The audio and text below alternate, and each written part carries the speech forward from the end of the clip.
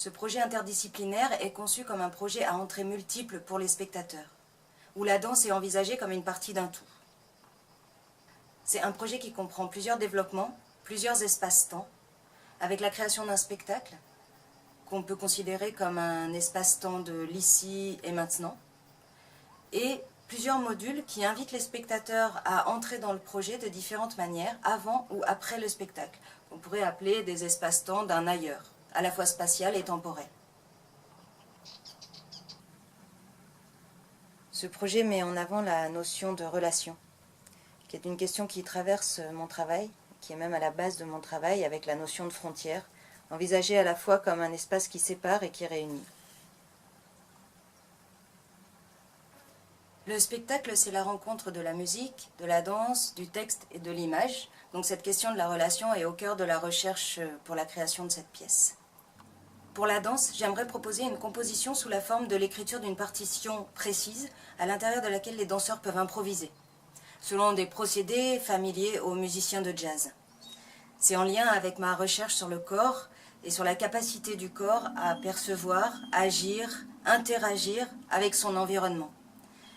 Et l'idée, c'est d'écrire une danse de l'instant, une danse du moment présent. Ici, l'environnement, c'est à la fois la musique, le texte, l'image, les autres interprètes, le public et l'espace. La danse est bien sûr le fait des danseurs, mais dans ce projet particulier, elle peut aussi être envisagée comme un développement spatial pour l'ensemble des interprètes, y compris les musiciens. Ça peut être intéressant pour une sorte de mise en abîme entre le propos du projet sur la multiplicité des espaces-temps et une multiplicité d'espaces-temps à l'intérieur même du spectacle, en utilisant des espaces qui ne sont pas uniquement l'espace scénique. Un des ailleurs du projet, c'est une promenade, une balade sensorielle. Alors pour cette promenade, je propose qu'on s'appuie sur mon projet actuel, qui se base sur une application pour smartphone et tablette tactile. C'est un projet de réalité augmentée. Et cette application révèle des danses cachées dans des espaces inattendus. Le contenu multimédia est à la fois visuel et sonore. Le son, ça peut être des sons concrets, des musiques composées pour la promenade ou des indications données aux spectateurs. Cette balade serait une balade sensorielle qui mettrait en avant l'ensemble des sens.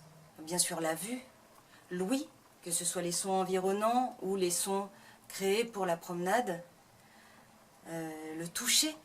On peut toucher les éléments de l'environnement ou bien le corps du voisin, l'odorat. Pourquoi pas le goût, où on peut cacher dans certains endroits des friandises ou des choses à boire. La proprioception, qui est le sens de la posture, et la kinesthésie, qui est le sens du mouvement.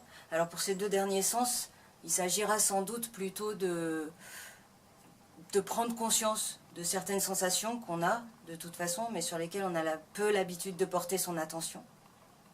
Le jour du spectacle, il est tout à fait possible d'imaginer aussi que la promenade soit guidée par des membres de l'équipe artistique.